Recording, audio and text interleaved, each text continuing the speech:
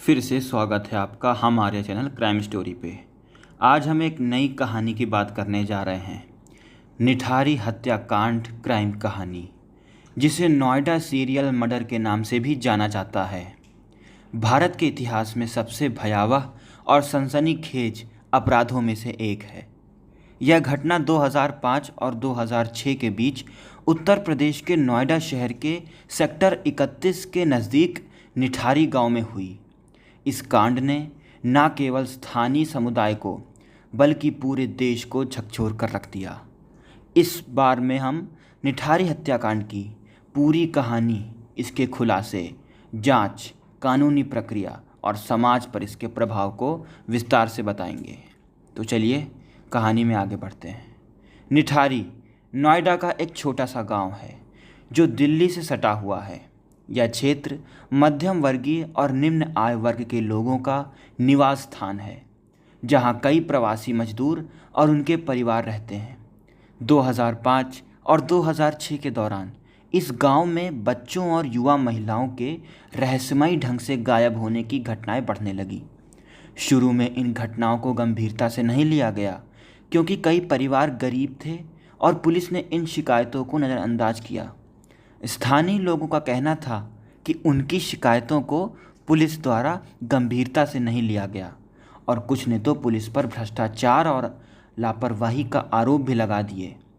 निठारी कांड का केंद्र था सेक्टर 31 की कोठी नंबर D5, जो एक धनी व्यवसायी मोनिंदर सिंह पंढेर की थी। इस कोठी में पंढेर अपने नौकर सुरेंद्र कोहली के साथ रहता था।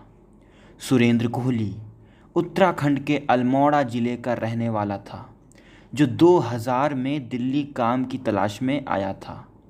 वह एक कुशल रसोइया था और 2003 में पंढेर के संपर्क में आया। पंढेर ने उसे अपनी कोठी में नौकरी दी, और 2004 में जब पंढेर का परिवार पंजाब चला गया, तब कोठी में केवल पंढेर और कोहली रहते थे। निठारी कांड का खुलासा दिसंबर 2006 में हुआ, जब कोठी D5 के पीछे बने एक नाले से मानव अवशेष और कंकाल मिलने शुरू हुए। इसकी शुरुआत तब हुई जब एक युवती पायल नाम की थी 7 मई 2006 को लापता हो गई।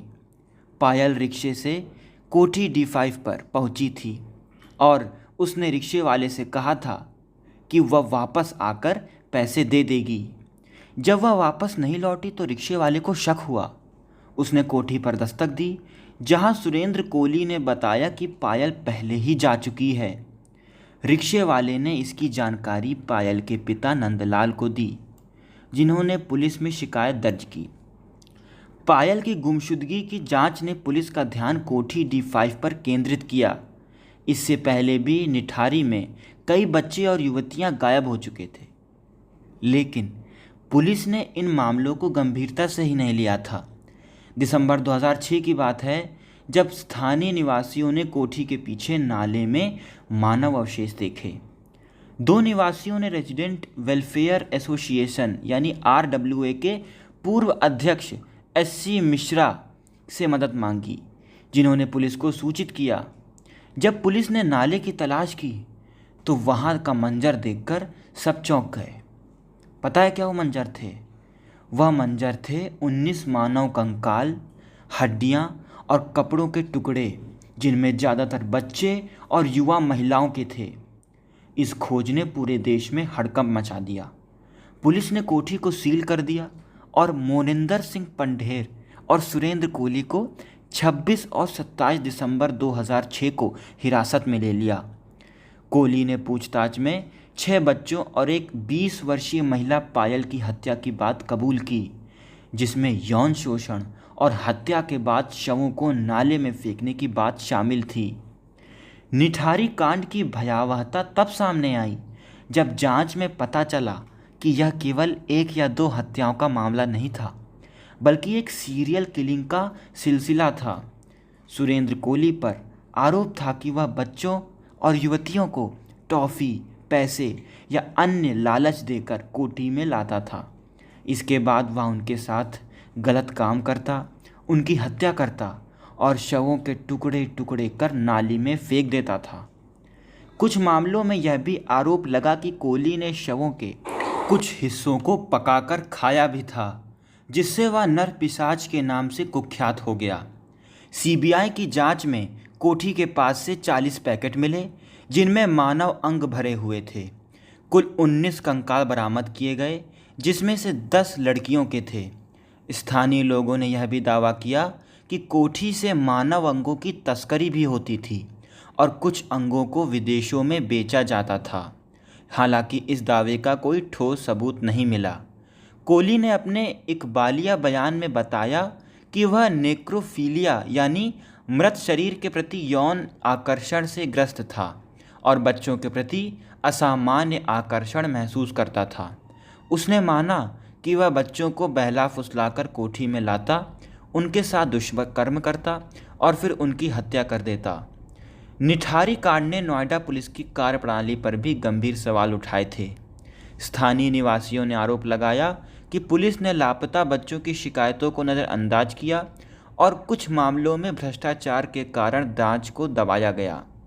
कई परिवारों ने बताया कि उनकी शिकायतें दर्ज नहीं की गईं और पुलिस ने गायब हुए लोगों को नाबालिग के बजाय वयस्क बताकर मामलों को खारिज कर दिया। 31 दिसंबर 2006 को पुलिस की लापरवाही के कारण 2 पुलिसकर्मियों को निलंबित कर दिया गया। गुस्साए ग्रामीणों ने कोठी D5 के बाहर प्रदर्शन किया और पुलिस के खिलाफ नारेबाजी भी की। कुछ प्रदर्शनकारियों ने पंढेर के घर पर पथराव भी किया। इस घटना ने उत्तर प्रदेश की तत्कालीन समाजवादी पार्टी की मुलायम सिंह की सरकार पर भी दबाव बढ़ाया और केंद्र सरकार ने मामले को गंभीरता को देखते हुए सीबीआई जांच की मांग की। 11 जनवरी 2007 को मामले को गंभीरता को देखते हुए जांच केंद्रीय ब्यूरो यानी सीबीआई को सौंप दी गई।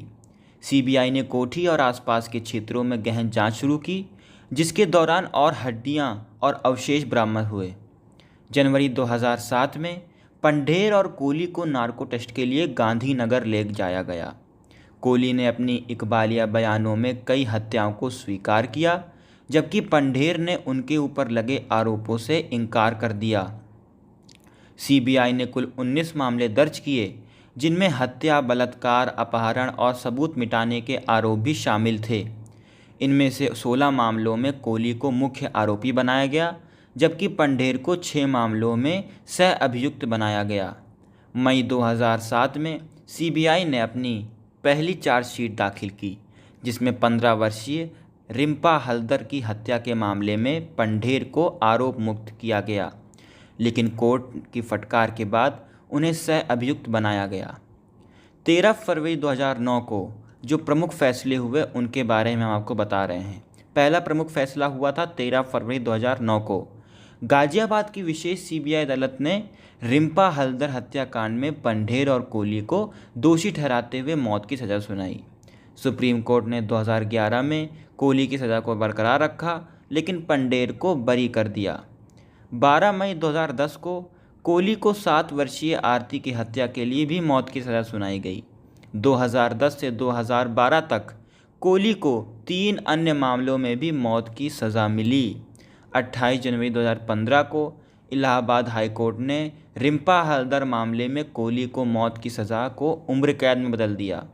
16 अक्टूबर 2023 को इलाहाबाद हाई कोर्ट ने कोहली को 12 मामलों और पंढेर को 2 मामलों में बरी कर दिया, क्योंकि सबूतों और गवाहों की कमी थी।